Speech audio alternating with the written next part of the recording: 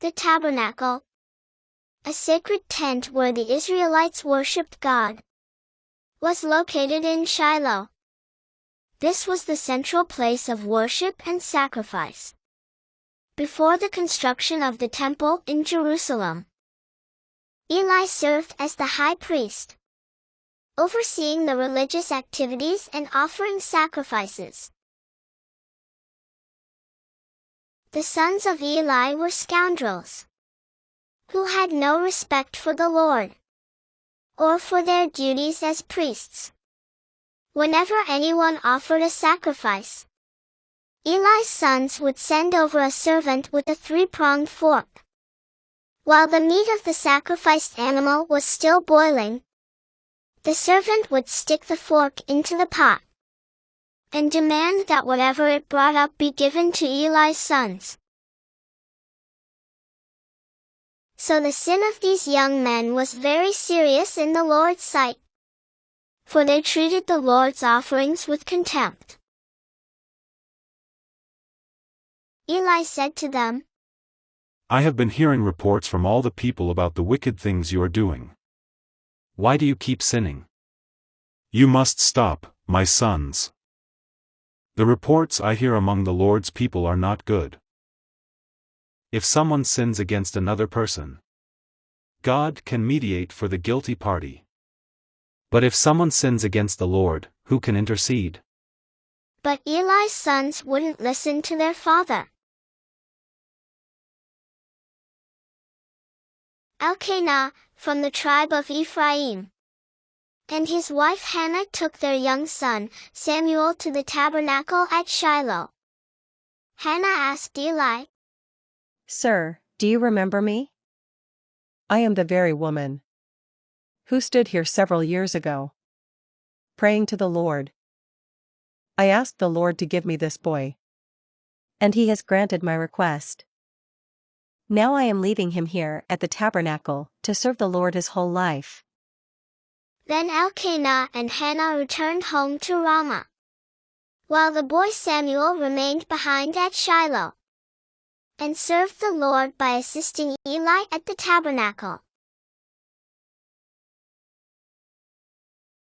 One night, Eli, who was almost blind by now, had gone to bed. The lamp of God had not yet gone out, and Samuel was sleeping in the tabernacle. Suddenly, the Lord called out, Samuel. Samuel thought it was Eli who was calling him. So he got up and ran to Eli.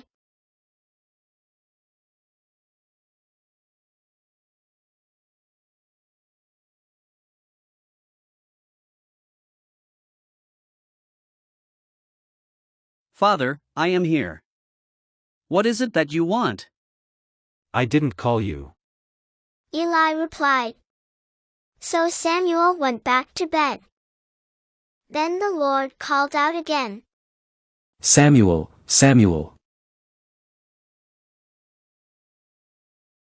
Samuel sat up and looked around. Eli must be calling me. He said. Again Samuel went to Eli. Here I am.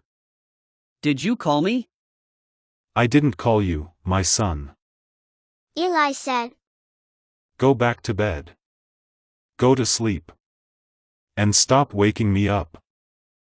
Samuel did not yet know the Lord, because he had never had a message from the Lord before.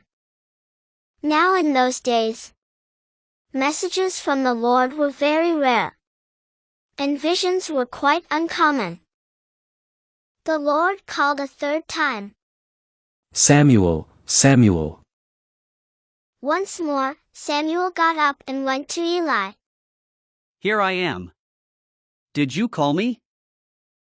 By then Eli realized it was the Lord who was calling the boy. So he said to Samuel, Go and lie down again.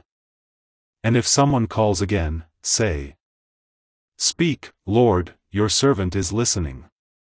So Samuel went back to bed.